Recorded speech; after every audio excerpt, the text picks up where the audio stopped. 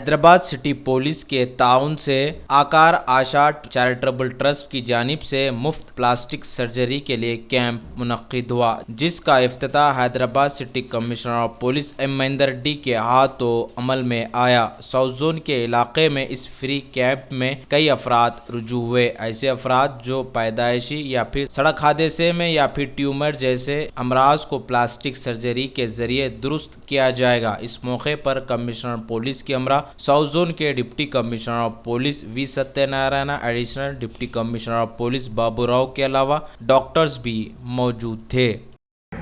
For being any other citizens, any other individuals to lead their life एक dignified वे में, ये करने के लिए ये हम और ये आकार आशा हॉस्पिटल्स मैनेजमेंट हम दोनों मिला आके इधर ये कैंप का बेनिफिट लिया है।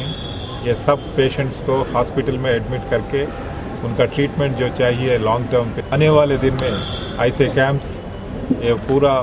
साउथ जोन एरिया में, ओल्ड सिटी एरिया में, एरियाज में करके पूरा पब्लिक में अवेयरनेस लेके आके ऐसे पेशेंट्स को एक डिग्निफाइड वे ऑफ लिविंग, एक होप, एक एस्पिरेशन उनको फिल